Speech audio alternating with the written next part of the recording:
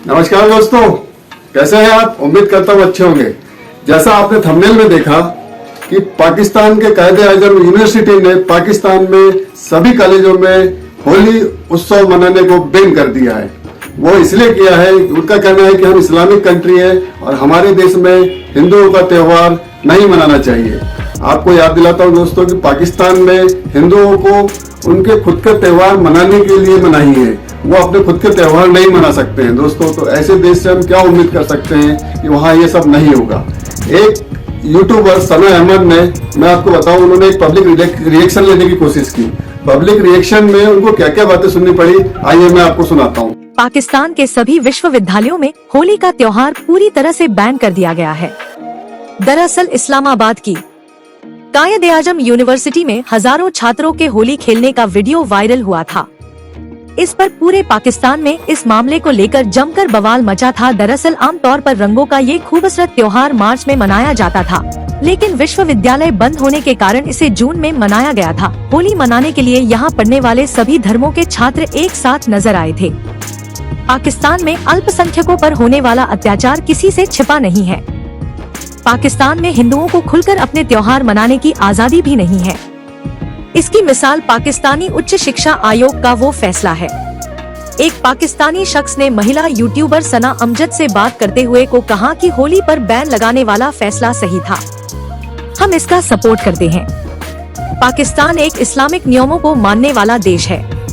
उस शख्स ने आगे जवाब देते हुए कहा कि एक इस्लामिक देश होने के नाते अगर हम इस तरह की चीजों को रोकते हैं तो ये एक अच्छा फैसला है। अगर मैं यहाँ पे रंग लेके आऊँ, मैं आपके जिस्म पे रंगा तो आपको कैसा लगेगा? आपके सामने एग्जांपल है, आपको कैसा लगेगा? देखिए, अगर तो मेरे फ्रेंड्स मुझे कलर्स लगाएंगे तो डेफिनेटली मुझे बुरा नहीं लगेगा। अगर मेरी फैमिली मुझे लगाएगी तो मुझे बुरा नहीं लगेगा, लेकिन अगर एक अजनबी आके मुझे हाथ लगाएगा या रंग लगाएगा तो डेफिनेटली मैं कंफर्टेबल फील नहीं करूंगी ना। आपके रिगार्डिंग आपके जो फ्रेंड्स हैं वो आपके साथ कुछ भी कर सकते हैं।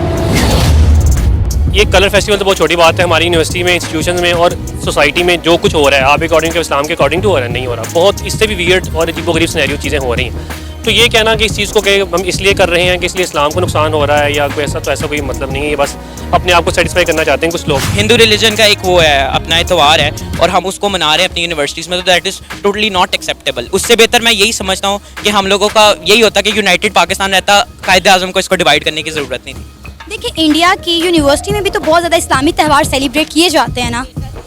इसमें कोई शक नहीं है, वहाँ पे सारा कुछ सेलिब्रेट होता है, वहाँ पे सारे मिलजुल के रहते हैं। बट एक जो चीज़ है पढ़ाई को और रिलीजन को, जो मेरा कहने का मकसद है, हमें बिल्कुल भी मिक्स नहीं करना चाहिए।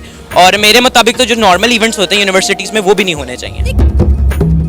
अस्सलाम वालेकुम, नमस्ते, सत श्री अकाल। मैं हूँ सना अमजद। नाज़रीन, पाकिस्तान की गवर्नमेंट की जानिब से पाकिस्तान की तमाम तर यूनिवर्सिटीज़ में होली के त्यौहार को बैन कर दिया गया है और इसकी रीज़न ये बताई जा रही है कि इससे इस्लामी आइडेंटिटी पीछे रह जाएगी, इसलिए पाकिस्तान में होली को बैन कर दिया गया है। देखा दोस्तों आपने, सना अहमद से जो पाकिस्तान की पब्लिक ने इस बैन को लेकर रिएक्शन दिए हैं वो कितने महत्वपूर्ण थे। अब आपको मैं बताता हूं दोस्तों कि यह त्यौहार तो हम लोगों के लिए पारंपरिक तौर पे बहुत महत्वपूर्ण त्यौहार है और हम इसको हर्षोल्लास के साथ मनाते हैं दोस्तों। और इस त्यौहार को मनाने के लिए देश ही नहीं, भारत देश नहीं, विदेशों के लोग भी इस त्यौहार को मनाते हैं और बहुत हर्षोल्लास से मनाते हैं दोस्तों। उनको भी त्यौहार बहुत अच्छा लगता है क्योंकि विभिन्न प्रकार के रंगों का त्यौहार है और विभिन्न प्रकार के पकवानों का त्यौहार है दोस्तों। अब यह त्यौहार वास्तव में क्यों मनाया जाता है, होलिका दहन क्यों किया जाता है, आइए आप देखो।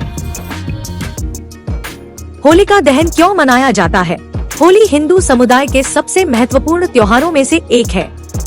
होली का एक महत्वपूर्ण हिस्सा है होलिका दहन। इसे फाल्गुन मास की पूर्णिमा को मनाया जाता है। इसके अगले दिन रंग गुलाल से होली खेली जाती है। इसे धुलंडी और धूली भी कहा जाता है। कई अन्य हिंदू त्योहारों की तरह होली भी बुराई पर अच्छाई की जीत का प्रतीक है।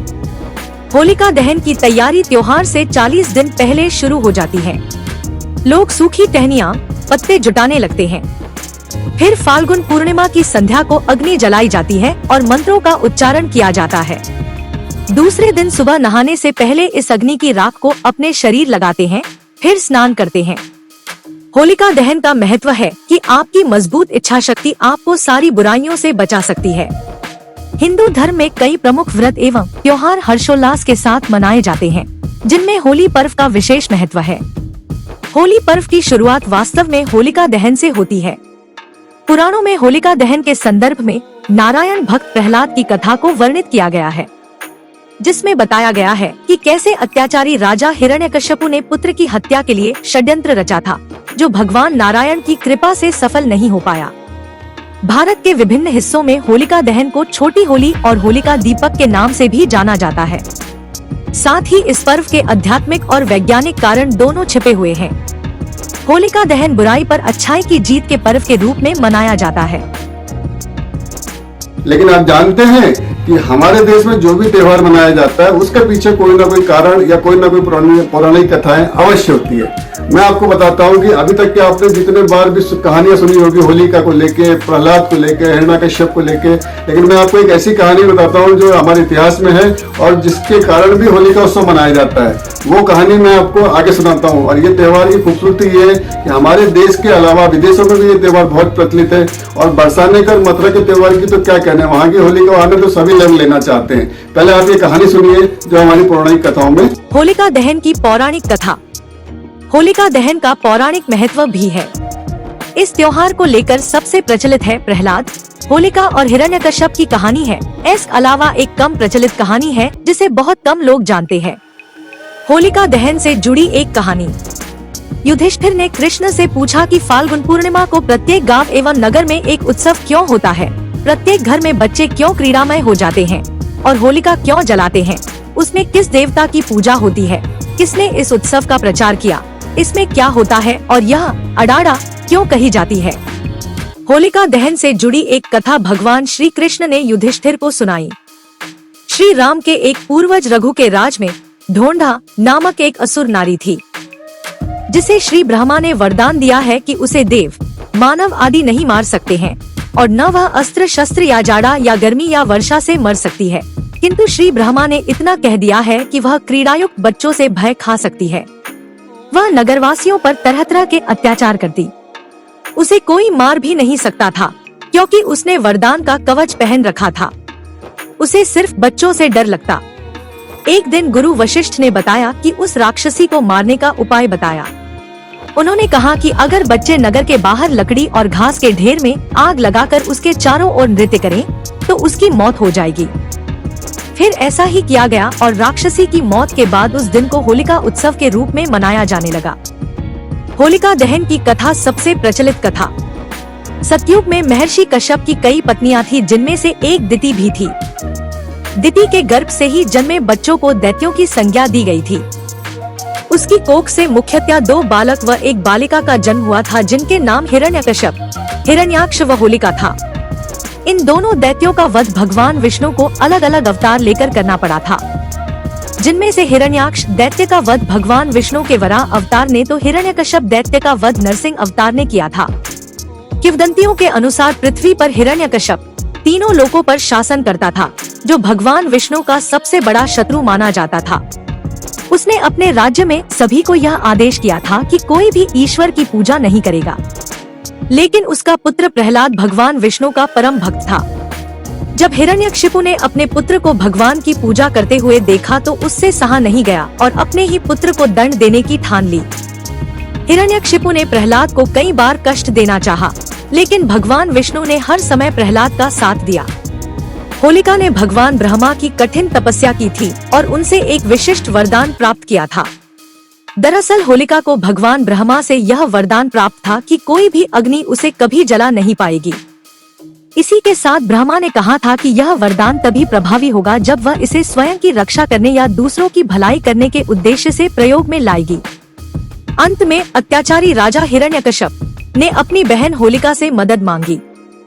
होलिका को यह वरदान था कि उसे अग्नि नहीं जला सकती है, इसलिए होलिका प्रहलाद को अपनी गोद में लेकर अग्नि में प्रवेश कर गई। लेकिन भगवान विष्णु की कृपा से होलिका उस अग्नि में भस्म हो गई और प्रहलाद बच गया। तब से होलिका दहन पर्व को बुराई पर अच्छाई की जीत के रूप में मनाया जाता है।